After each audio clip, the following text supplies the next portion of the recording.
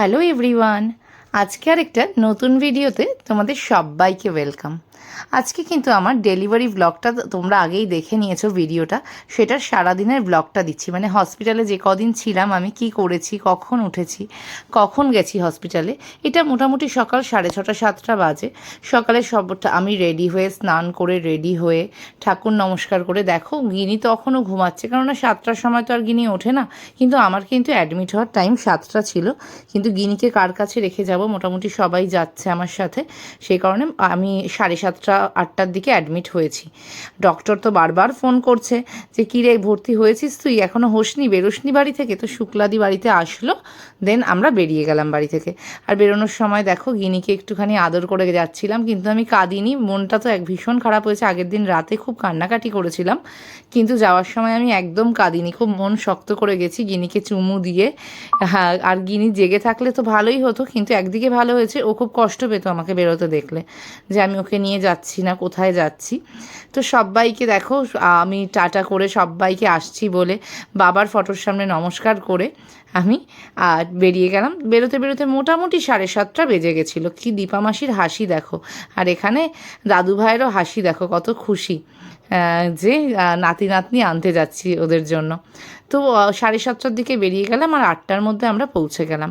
এখানে গিনির বাবা সমস্ত কিছু রেডি করে রেখেছে, গাড়ি টাড়ি, যে চলো এবার। একটা গাড়িতে না সবার হয়নি, আমরা ভূমিকা গেছিলো আমার সাথে। ভূমিকাকে প্রথম থেকে বলে রেখেছিলাম যে তোকে কিন্তু ওই দিন সকালে আমাকে আমাকে নিয়ে যেতে হবে, তার কারণ ভিডিও করে দিতে হবে তোকে।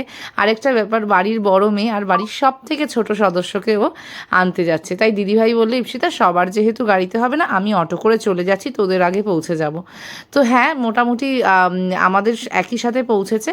আর এই আমরা ঢুকছি হসপিটালে জেনিতে, আর ঢুকতেই দেখছি তন্ময়দা দাঁড়িয়ে রয়েছে, মানে কাকাই হবে তো, ভীষণ এক্সাইটেড, ও আমাদের আগে পৌঁছে গেছে কিন্তু দাঁড়িয়ে রয়েছে।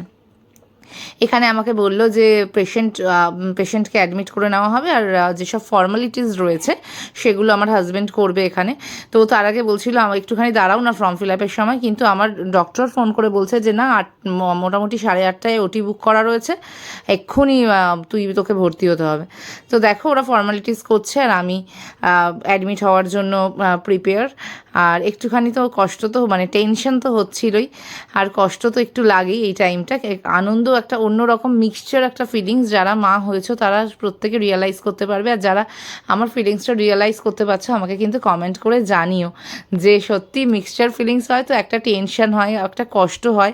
আর যাদের দ্বিতীয় সন্তান, তারা প্রথম সন্তানকে ছেড়ে আসার কষ্টটা অনেকটা বেশি রিয়েলাইজ করতে পারবে, যে ভীষণ কষ্ট, মানে একটা অন্যরকম ফিলিংস হয় যে ওকে রেখে আমাকে হসপিটালে যেতে হচ্ছে।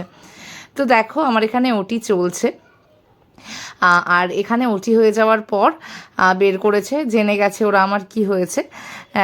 তো দিদিভাই বলছে যে ইফিতা সব ঠিক আছে। আর হঠাৎ করেই আমার ওটিতে ডিসাইড করা হয়েছে, ওটিটা হতে একটু টাইম লেগেছে।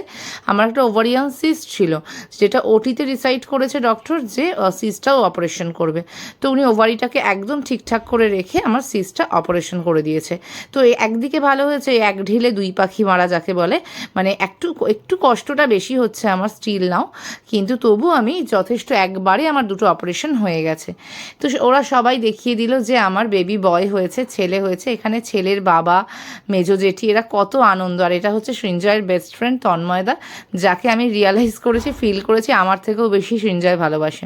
আর এখানে আম্মা, মানে বাচ্চার আম্মাকে জিজ্ঞাসা করা হচ্ছে কেমন লাগছে।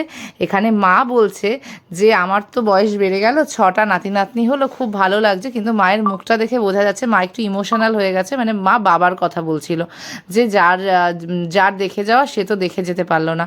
এটা কিন্তু সত্যিই খুব আমার কাছেও ভীষণ কষ্ট লাগে মাঝে মাঝে ভাবলে, যে বাবাকে মানে বাবা আমাকে দেখতে পারলো না, বা বাবাকে আমি দেখাতে পারলাম না, মানে আমার শ্বশুর মশাইয়ের কথা বলছি। বাবা থাকলে কিন্তু খুব খুশি হতো, অনেকটা ভালোবাসতো নিশ্চয়ই আমাকে।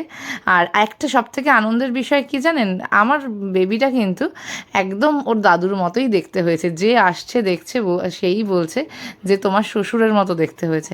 তো এটা একটা আমার কাছে খুব বড় পাওনা, হয়তো আমার শ্বশুরই যদি এগুলো সত্যি হয়ে থাকে ফিরে এসেছে, যেহেতু আমি পাইনি সেই কারণে। দেখো বড় জেঠি কি খুশি, দেখো প্রচণ্ড খুশি কিন্তু, কারণ ওর একটা বয়ফ্রেন্ড এসে গেছে। ও আমাদের বাড়িতে আরেকটা ছেলে রয়েছে, মানে আমার মেজো জায়ের ছেলে, ওকে বয়ফ্রেন্ড বলে। আর আর ছেলে বলবে যে তুমি আমার গার্লফ্রেন্ড মাম্মাম। তো সেখানে আমি বললাম যে দিদিভাই তোমার তাহলে আরও একটা বয়ফ্রেন্ড চলে আসলো। তো দেখো খুব ভালো, খুব খুশি হয়েছে। রোজ আমাকে হসপিটালে দুবেলা করে দেখতে গেছে, আর একদম ডে 1 থেকে আমাকে ডক্টর দেখানো থেকে শুরু করে হসপিটালে রোজ দেখতে যাওয়া। বড়জা সত্যি যথেষ্ট এফোর্ট দিয়েছে। এটা ভালোবেসে, এটা কোনো, আমরা প্রত্যেকের পাশে থাকি।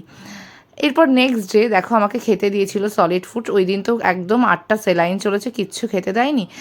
জেনিথের খাওয়া দাওয়া কিন্তু ভীষণ ভালো, একদম হেলদি, আমার কিন্তু ভালোই লেগেছে। দেখো ডাল দিয়েছিল, শুক্তো, আলু ভাজা, মাছ, স্যালাড আর দই দিত রোজ।